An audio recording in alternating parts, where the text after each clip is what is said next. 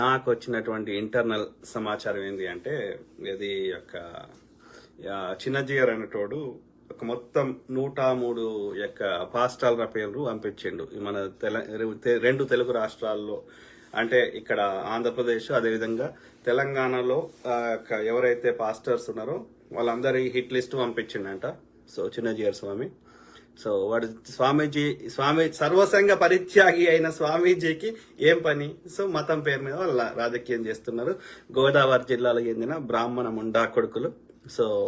So ఆ క్రమంలో 103 మంది పాస్టర్లని పేర్లని అక్కడ ఏది పంపించినాడు. ఇంకొక 15 days, ఇంకో 1 month ఆగి ఈ ఫస్ట్ టార్గెట్ బెల్లంపల్లి ప్రవీణ్ కుమార్ అదేవిధంగా షరాన్ సిస్టర్ మీద ఉందంట.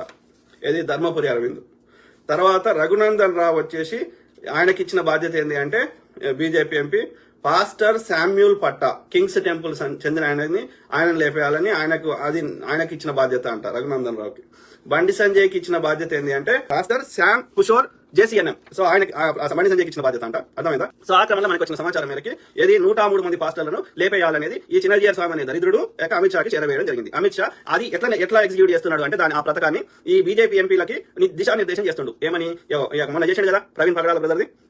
వాళ్ళ యొక్క ఆధీనంలో ఉన్నటువంటి వాళ్ళ ప్రాంతంలో ఏ పాస్టర్ కి పాపులారిటీ ఉంది, ఏ పాస్టర్ ఎక్కువ చెడగొడుతున్నాడు, ఎక్కువ యాక్టివిజం చేస్తున్నాడు అనేది ఈ అమిత్ షా ఈ ఎంపీలను కూడా కనుక్కుంటాడు అన్నట్టు. కనుకొని ఆ విధంగా ఆ యొక్క ఇది గోదావరి జిల్లాలో చెందినటువంటి నరసాపురం ఎంపీ అయినటువంటి ఆ శ్రీనివాస వర్మ అనేటువంటి ఆ పెయిడ్ కిల్లర్స్ ని హైర్ చేసుకుని, కాంట్రాక్ట్ కిల్లర్స్ లేదా సుపారి గ్యాంగ్ హైర్ చేసుకుని ఆ విధంగా ప్రవీణ్ పగడాల బ్రదర్ని హత్య చేయడం జరిగింది. అతనితో మొదలైంది. ఫస్ట్ లిస్ట్ లో 7 ఉన్నారంట. తర్వాత మిగిలిన 103 మంది తీసుకుని డైరెక్ట్ ముఖ్యమంత్రిని జైలు పెట్టిండు. అరవింద్ కేజ్రీవాల్, హేమంత్ సోరెన్ ఇట్లా 20 ఏళ్ల కింద అరుంధతి రాయ్ అన్నదని ఆమెను ఇప్పుడు జైలు పెట్టే ప్రయత్నం చేస్తున్నారు.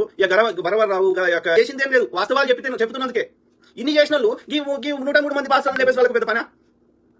అది అందుకని వాళ్ళు హిందుత్వం కాదు, దయచేసి హిందుత్వం గానే కాదు. వాళ్ళు ఈ యొక్క సనాతన అధర్మానికి చెందిన బ్రాహ్మణ ముండా కొడుకులు. వాళ్ళు బ్రాహ్మణులు పైన ఉండాలి, సుప్రీమసీ కోసం వాళ్ళు పైన ఉండాలి. మిగతా వాళ్ళందరినీ బ్రహ్మ ఎందుకు పుట్టించిండు? బ్రహ్మ ముడిలోకి వెళ్ళి అంటే వాళ్ళకు ఈ బ్రహ్మ ముక్కులకి వచ్చిన సేవ చేయడానికి మాత్రమే. సేవ చేయాలంటే బతుకుండాలి కాబట్టి ఈ ముడిలోకి వచ్చిన ఒక 2 రొట్టెలు ఇస్తా, లేకపోతే 5 కిలోల దొడ్డు రేషన్ చేస్తాం. ఎందుకంటే బతకాలి కాబట్టి బతిక మాకు సేవ చేయగలుగుతారని ఈ కాలంలో కూడా అస్సాం ముఖ్యమంత్రి అయినటువంటి హేమంత్ బిశ్వ శర్మ అంటాడు ఆర్య బ్రాహ్మణుడు.